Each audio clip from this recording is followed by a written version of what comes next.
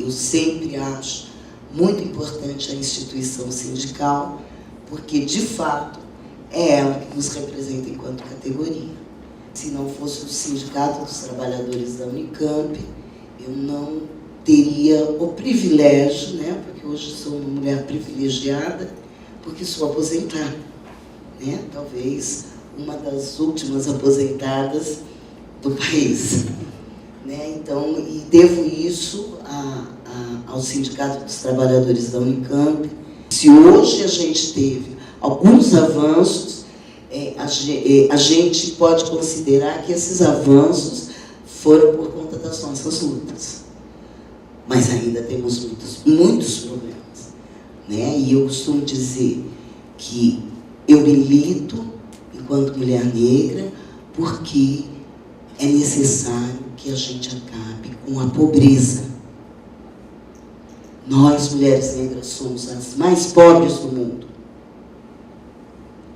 Então, não dá para a gente falar em racismo sem falar de eliminação da pobreza. Porque é a pobreza que nos leva a outras questões que são questões fundamentais. Por exemplo, a morte dos nossos filhos. A morte dos nossos filhos pela polícia e pelo tráfico. Não dá para a gente falar de mulher negra sem pensar numa categoria de 8 milhões de mulheres, que são as trabalhadoras domésticas, elas dizem agora que são 9, cujo 80% dessas 8 milhões de mulheres são mulheres negras. Se é verdade que na Constituição Cidadã, a Organização das Mulheres, a Organização dos Negros Brasileiros, dos Trabalhadores, permitiu alguns avanços, é verdade também que uma das poucas categorias que não acompanharam esses avanços na Constituição foram as trabalhadoras domésticas. E aí, 20 anos depois, por conta da própria luta delas, elas avançam e chegam à PEC das domésticas. É uma luta nossa, que se individualmente muitas de nós não passou pelo trabalho doméstico, historicamente não tem uma de nós que não teve uma mãe, uma tia, uma parente doméstica. Mesmo que as pessoas digam que não todo mundo sabe que essa sociedade é racista, o Estado reconheceu que existe racismo no Brasil, e hoje o discurso racista não é um discurso objetivo, às vezes. É um discurso subjetivo. Então, meu papel de militante hoje é provocar. É provocar e perguntar o que é que estamos fazendo por nós. E dizer para nós que nós precisamos pautar a política pública que nós queremos. E que nós precisamos exigir nossos direitos.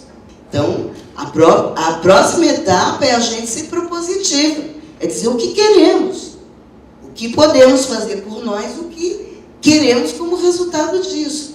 E aí, acho que nós, de certa forma, já temos alguns exemplos. Se conseguirmos eleger uma deputada estadual, a gente pode eleger deputadas federais, a gente pode eleger vereadoras.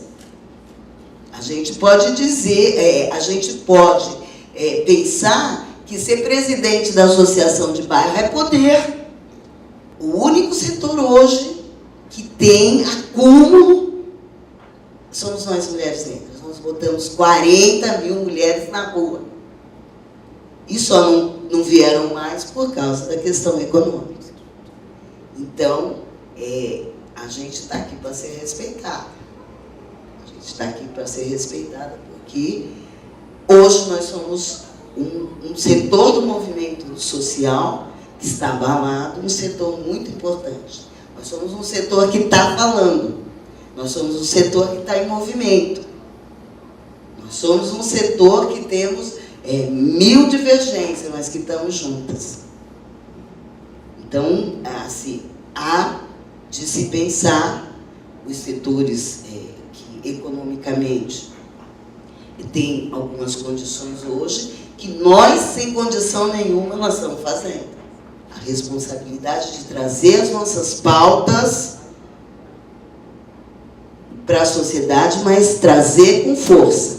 Não adianta, a internet não vai fazer a revolução. Quem vai fazer a revolução somos nós na rua. Quem vai fazer a revolução é a gente entender que nós temos que ser parceiros. O STU tem uma história linda de muitas diretoras. E aí a gente precisa reproduzir isso na sociedade. A gente precisa, como dizia o Fanon, o que é bom, o que o mundo produziu de bom, é para todo mundo. Então, o que a gente produzir de bom, a gente tem que botar como exemplo. A gente vai ter que refletir junto e ser mais propositivo, né, para a gente conseguir resolver. Somos maioria da população, né, temos que ter uma relação de pertencimento. Então, como é que a gente vai fazer isso? Nosso sindicato foi um dos primeiros no Brasil a puxar a questão racial. E agora chegou o momento de avançar. Né, de avançar não só para a Semana da Consciência Negra por mês, mas para o ano inteiro, e pensar a nossa categoria e a gente pensar como é que a gente contribui daquilo que é a nossa história de estar na frente. E eu tenho convicção de que o STU sempre esteve na frente dessas lutas. Né, e me sinto privilegiada de encerrar minha vida de trabalho dentro da universidade, mas dentro de um lado, o lado dos trabalhadores e das trabalhadoras. Obrigada, gente.